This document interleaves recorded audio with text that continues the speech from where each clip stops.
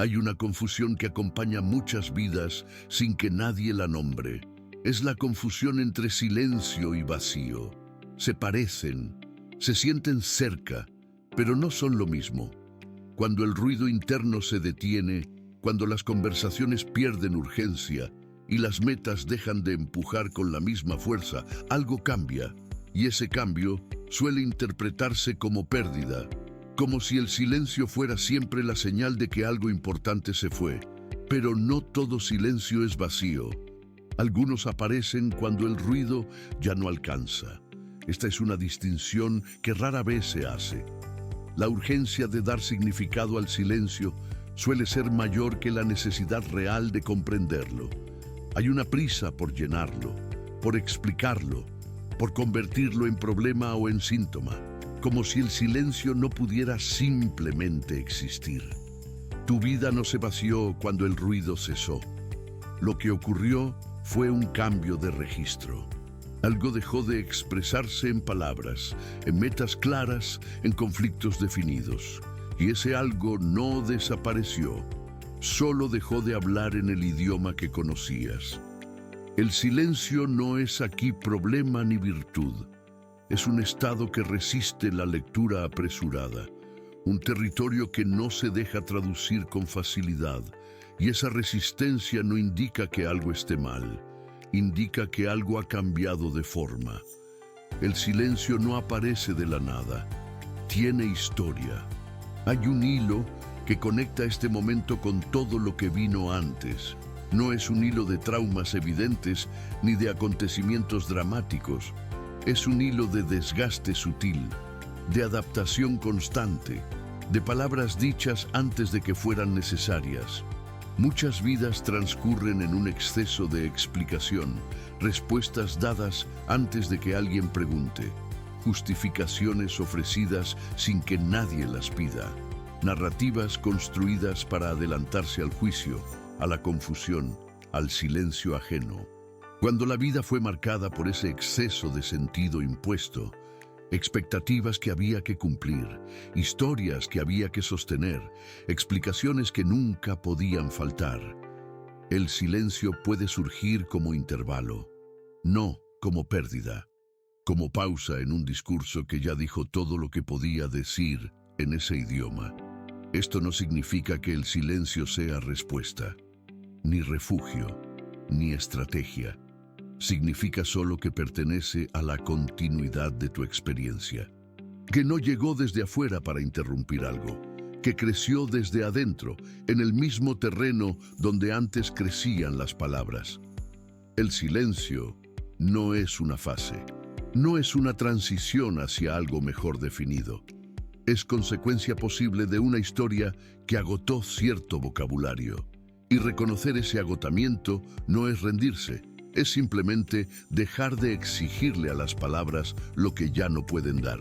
Hay momentos en que algo parece apagarse sin que haya colapso visible. No hubo ruptura clara. No hubo pérdida que puedas nombrar con precisión. No hubo fracaso evidente ni crisis que justifique el cambio. Solo una disminución del ruido interno, una baja en la intensidad que antes parecía normal. Las conversaciones siguen existiendo, pero ya no exigen respuesta inmediata. Las expectativas siguen ahí, pero dejaron de presionar con la misma fuerza. Los días transcurren sin la urgencia que antes los definía, y esa ausencia de urgencia se siente extraña, como si algo importante se hubiera ido sin despedirse. Esta quietud suele interpretarse como esvaciamiento porque no ofrece estímulo reconocible. No hay emoción intensa que confirme que sigues vivo por dentro. No hay conflicto que te obligue a reaccionar. No hay meta que te empuje hacia adelante con claridad. Pero no todo apagamiento es pérdida. A veces es solo el fin de un exceso. El problema no es la quietud. El problema es que fuimos entrenados para desconfiar de ella, para interpretar la ausencia de conflicto como ausencia de vida, para creer que si nada duele, nada importa, que si nada empuja, nada avanza. La ausencia de conflicto no significa ausencia de vida, significa que la experiencia cambió de intensidad y de forma, que lo que antes necesitaba ruido para existir ahora existe en otro registro, uno que no grita, uno que no exige, uno que simplemente está, y estar, sin más, es algo que casi nadie nos enseñó a habitar. El silencio no siempre indica vacío, a veces indica límite. Esta es una afirmación que no busca explicar nada. No convierte el silencio en mensaje oculto, ni en señal de algo por venir. Solo lo retira del campo de la carencia automática. Lo coloca en otro lugar, un lugar donde puede existir sin ser inmediatamente corregido. Hay un punto donde el lenguaje habitual deja de servir, donde las palabras que antes funcionaban para describir la experiencia ya no alcanzan. No porque la experiencia se haya vaciado, sino porque cambió de naturaleza. Se movió hacia un territorio que el vocabulario conocido no puede mapear. Ese punto no es fracaso, es límite. Y los límites no siempre son paredes.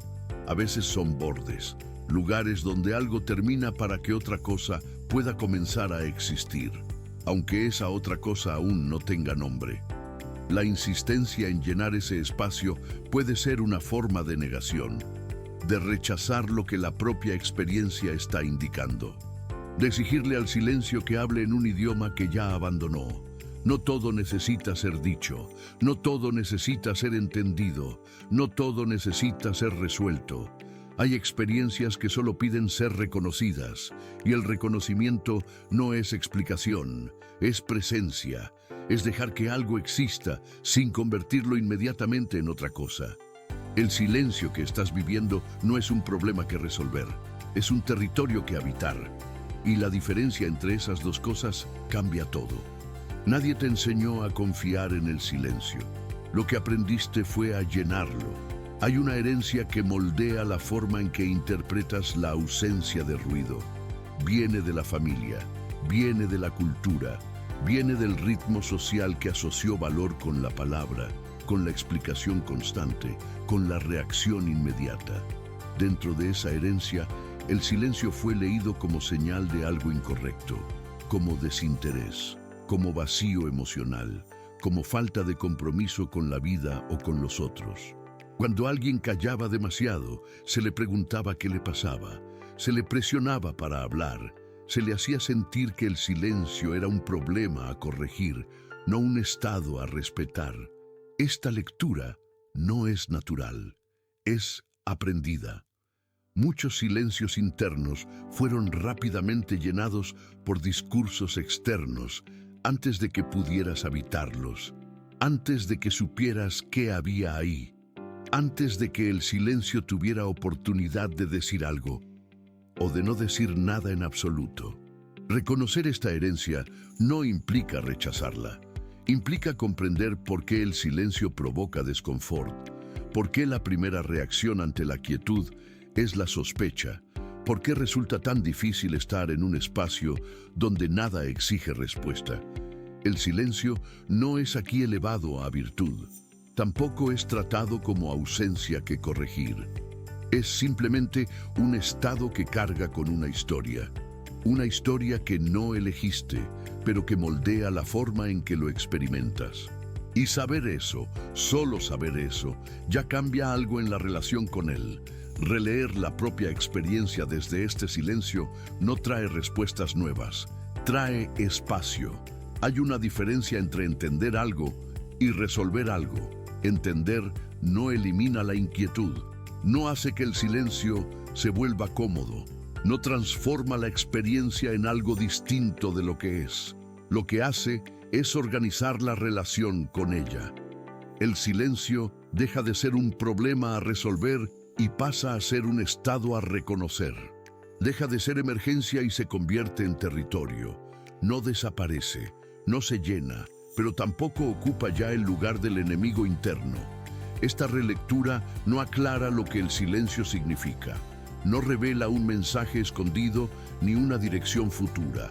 Lo que hace es impedir que sea inmediatamente interpretado como falla, como síntoma de algo roto, como prueba de que perdiste el rumbo.